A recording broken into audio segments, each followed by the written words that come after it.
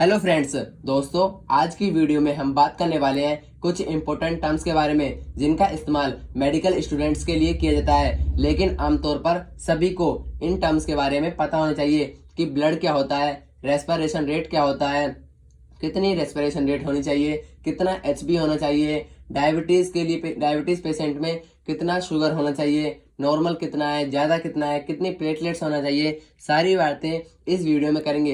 Video को पूरा देखें। अगर आप इस चैनल पर पहली बार आए हैं तो चैनल को भी जरूर सब्सक्राइब कर लें, क्योंकि आपको यहाँ से ऐसे ही फार्मेसी से या फिर मेडिकल से रिलेटेड जानकारी मिलती रहेगी। चलिए फिर आज स्टार्ट करते हैं। ब्लड, जिसको हम हिंदी में रक्त या खून बोलते हैं। ब्लड एक फ्लूइड है जो हमारी पूरी बॉडी में फैला हुआ है, जिसके थ्रू ट्रांसपोर्ट होता है ऑक्सीजन, न्यूट्रिशेंट, हार्मोन, विटामिन्स। दोस्तों, अगर कहीं भी एक्सीडेंट हो जाता है या कट लग जाता है, जब हमारा ब्लड लॉस हो जाता है, तब हमें कमजोरी, थकान या फिर हमें बेहोशी भी हो सकती है। इसलिए हमें ब्लड बहुत जरूरी होता है। Blood is a fluid connective tissue. Blood एक फ्लूइड कनेक्टिव टिश्यू होता है जो कि सर्कुलेट होता है हमारी पूरी बॉडी में। It circulates continually around the body. It consist plasma, blood vessels, platelets. Blood के अंदर प्लाज्मा होती है, ब्लड वेसल्स होती हैं और प्लेटलेट्स होती हैं। Blood vessels RBC, WBC, red blood cells, white blood cells. Blood के क्या फंक्शन होते हैं? ब्लड ट्रांसपोर्ट सिस्टम की तरह काम करता है हमारी बॉडी में। कैसे? क्योंकि ये ट्रांसपोर्ट करता है ऑक्सीजन को, हार्मोन्स को, विटामिन को। ब्लड जो है हमारी बॉडी के हर पार्ट में अवेलेबल है। ये हमारी बॉडी के हर पार्ट को ऑक्सीजन की सप्लाई करता है, हार्मोन की सप्लाई करता है, विटामिन की सप्लाई करता है। दोस्तों, यह होम्योस्टेटिस की तरह भी काम करता है, क्योंकि यह हमारी पूरी बॉडी को मेंटेन करके रखता है। डब्ल्यूबीसी जो होती हैं वो हेल्प करती हैं प्रोटेक्शन में। किसके अगेंस्ट? बैक्टीरिया के अगेंस्ट डब्ल्यूबीसी हेल्प करती हैं। डब्ल्यूबीसी जिनको हम व्हाइट ब्लड सेल्स भी बोलते हैं। बात करें कि ब्लड का कलर कैसा होता है। ब्लड का कलर वैसे तो लाल कलर का होता है। जब आपने भी देखा होगा, आपकी उंगली कुछ भी चीज कट जाती है तो वहां से ब्लड बहने लगता है, तो आपने भी देखा होगा लाल कलर का होता है। लेकिन आर्टरीज में ब्राइट रेड कलर का होता है और वेन्स में डार्क रेड कलर का हमारा ब्लड होता है। दोस्तों, अगर ब्लड के पीएच के बारे में बात करें तो 7.35 से 7.45 के बीच में हमारा ब्लड का पीएच होता है, जिसको हम स्लाइटली अल्कलाइन भी बोलते हैं। अगर टेस्ट की बात करें तो आपने भी, अगर आपकी कभी उंगली कट जाती है, आप अगर उसको मुंह में डाल लेते हैं तो आपने भी टेस्ट किया होगा, उसका नमक जैसा टेस्ट आता है। इसलिए जो ब्लड का टेस्ट है वो कैसा है? सॉल्टी टेस्ट है। तो बात करें कि ब्लड का वॉल्यूम कितना होना चाहिए हमारी बॉडी में, तो 5 से 6 लीटर ब्लड हमारी पूरी बॉडी में होना चाहिए। एडल्ट मेल की बात करें तो 5.5 लीटर और एडल्ट फीमेल की बात करें तो 4.5 लीटर, इतना नॉर्मल ब्लड होना चाहिए। अगर बात करें कि कंपोनेंट क्या है ब्लड के, तो ब्लड के कंपोनेंट होते हैं प्लाज्मा, सेलुलर एलिमेंट्स। प्लाज्मा जो कि 55% होता है और सेलुलर एलिमेंट्स जो कि 45% है। दोस्तों, हमारी अगर बात करें कि कितने परसेंट प्लाज्मा ब्लड में होता है, तो 55% प्लाज्मा होता है हमारे ब्लड में। दोस्तों, आरबीसी, डब्ल्यूबीसी, प्लेटलेट जो कि सेलुलर एलिमेंट्स हैं वो 45% होते हैं। प्लाज्मा के अंदर 7% प्रोटीन है। वो प्रोटीन कौन कौन से हैं? एल्बुमिन प्रोटीन, ग्लोबुलिन प्रोटीन और फिब्रिनोजन। दोस्तों, ये 7% प्रोटीन है प्लाज्मा के अंदर। बात करें आरबीसी के बारे में, जिसको हम रेड ब्लड सेल्स बोलते हैं और इसका दूसरा नाम इरेथ्रोसाइट्स भी है। फ्रेंड्स, इसकी शेप के बारे में बात करें, circular biconcave non nucleated shape होती है। रेड कलर का ये होता है और इसकी लाइफ स्पैन 120 दिन की होती है। 120 दिन तक आरबीसी हमारी जिंदा रहती है। एडल्ट मेल में बात करें तो 4.4 मिलियन आरबीसी प्रेजेंट होती हैं, जबकि एडल्ट फीमेल में 4.8 मिलियन आरबीसी जो है प्रेजेंट होती हैं। डब्ल्यूबीसी के बारे में, जिनकी फुल फॉर्म होती है व्हाइट ब्लड सेल्स, जिनका दूसरा नाम है ल्यूकोसाइट्स। दोस्तों, एड्स वाले पेशेंट में डब्ल्यूबीसी काउंट जो होती है वो कम होती है, डिक्रीज होती है, और मलेरिया वाले पेशेंट में आरबीसी कम होती है, और जो प्लेटलेट्स होती हैं वो डेंगू वाले पेशेंट्स में बहुत ज्यादा कम होती है। हम बात कर रहे थे डब्ल्यूबीसी के बारे में, जिसकी शेप होती है अमीबोइड न्यूक्लियोटेड शेप और जो कि कलरलेस होता है। और डब्ल्यूबीसी की जो लाइफ स्पैन होती है वो 10 से 13 दिन की होती है। अगर इसके काउंट के बारे में बात करें तो 5000 से 10,000 के बीच में डब्ल्यूबीसी होनी चाहिए। फ्रेंड्स, प्लेटलेट्स के बारे में बात करें, जिसका दूसरा नाम है थ्रोम्बोसाइट्स। इसकी शेप के बारे में बात करें तो सर्कुलर बाइकन्वेक्स शेप होती है और 5 से 9 दिन की इसकी लाइफ स्पैन होती है। इसका सबसे बड़ा रोल है, जो सबसे बड़ा फंक्शन है, वो है ब्लड क्लॉटिंग में। दोस्तों, अगर इसके काउंट के बारे में बात करें तो 1.5 लाख से लेके 4 लाख के बीच में प्लेटलेट्स होनी चाहिए। मतलब कि ये इतने के बीच में रेंज हमारी होनी चाहिए। इससे कम रेंज में कमजोरी, थकान और भी कुछ साइड इफेक्ट देखने को मिलते हैं। फ्रेंड्स, बात करें ब्लड प्रेशर के बारे में, जिसको आमतौर पर बीपी बोलते हैं। सभी लोग इसे बीपी के नाम से ही ज्यादा जानते हैं, जिसकी फुल फॉर्म होती है ब्लड प्रेशर। आखिर ये होता क्या है? The force with which the blood travel flow round the body. किस फोर्स से ब्लड जो है वो ट्रेवल कर रहा है, फ्लो कर रहा है हमारी पूरी बॉडी के अंदर, उसे कहते हैं ब्लड प्रेशर। ये दो तरह का होता है, सिस्टोलिक और डायस्टोलिक। हम इसे किस चीज से मेजर करते हैं? स्पेग्मोमेमोमीटर से, जो कि mmHg मिलीमीटर मरकरी में इसकी यूनिट नापी जाती है। बात करें नॉर्मल बीपी की, कितना होता है?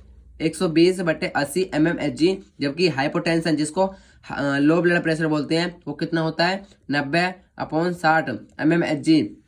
हाइपरटेंशन मतलब कि हाई ब्लड प्रेशर कितना होता है? 120/90 mmHg। दोस्तों, ये रेंज हमें याद होनी चाहिए। जिसको हम ब्लड क्लॉटिंग भी बोलते हैं, आखिर यह होता क्या है? दोस्तों, यह वो इंपॉर्टेंट प्रोसेस होती है जब हमें कहीं इंजरी हो जाती है या फिर हमारा ब्लड लॉस होने लगता है एक्सेसिव अमाउंट में, तो यह वहाँ खून का थक्का जमा देता है, जिसकी वजह से जो एक्सेसिव ब्लीडिंग होती है वो रुक जाती है, प्रिवेंट हो जाती है। It is an important process that prevents excessive bleeding when a blood vessel is injured. दूसरी ओर एंटीकोगुलेंट्स क्या होता है? ये खून पतला करने वाले होते हैं, मतलब कि ये ब्लड क्लॉट को जमने नहीं देते, उसको पतला कर देते हैं, उसको बहाव को तेज कर देते हैं। ये substances that stop the blood from becoming thick and forming clot. दोस्तों, बात करते हैं रेस्पिरेशन रेट की। आखिर यह होता क्या है? द मूवमेंट ऑफ एयर और dissolve gases into and out of the lungs. कि कितनी रेस्पिरेशन रेट होनी चाहिए, एक मिनट में कितनी बार सांस लेते हैं, कितनी नॉर्मल होती है। दोस्तों, एडल्ट पर्सन में 12 से 16 के बीच में जो सांस 12 से 16 बार सांस लेते हैं एक मिनट के अंदर अंदर, एडल्ट पर्सन में, एक नॉर्मल पर्सन में। जबकि जो 6 महीने से 1 साल का बच्चा होता है, उसके अंदर 30 से 50 तक, और 1 साल से 3 साल तक के बच्चे के अंदर 24 से 40 बार सांस लेने की क्षमता होती है पर मिनट में। फ्रेंड्स, हार्ट रेट के बारे में बात करें कि क्या होती है? नॉर्मल हार्ट रेट जो रेंज होती है वो 60 to 100 बीट्स होती है पर मिनट, लेकिन जो 72 है is a good heart rate. एक मिनट में 72 बार हमारा दिल धड़कता है, जो कि एक गुड हार्ट रेट लेवल के बारे में। आखिर यह होता क्या है? HB, जिसकी फुल फॉर्म है हीमोग्लोबिन। दोस्तों, हम जब भी ब्लड चेक करवाते हैं कि हमारे अंदर कितना ब्लड है, कितना खून है, तो हम HB टेस्ट ही कराते हैं। वो होता है HB लेवल, कि कितना ब्लड हमारे अंदर है। The amount of haemoglobin in whole body is expressed in gram per decilitre. इसे किस यूनिट में नापते हैं? ग्राम पर डेसीलीटर में। दोस्तों, मेल्स के अंदर 14 to 18 gram per decilitre normal होता है, और फीमेल्स के अंदर 12 to 16 ग्राम पर डेसीलीटर, जो कि नॉर्मल होता है। इतना HB नॉर्मल होना चाहिए। बात करें एनीमिया के बारे में कि यह क्या होता है? लो ब्लड काउंट, मतलब कि जब ब्लड कम होता है हमारी बॉडी के अंदर, उस कंडीशन को बोलते हैं anaemia. It is a condition that develop when your blood produce a lower than normal amount of healthy red blood cells। मतलब कि जितना हमारे अंदर ब्लड होना चाहिए उस अमाउंट से अगर कम है तो उस कंडीशन को हम एनीमिया बोलते हैं। बात करें कि ऑक्सीजन लेवल कितना होना चाहिए, इसे हम किस चीज से नापते हैं? ऑक्सीजन को पल्स ऑक्सीमीटर से।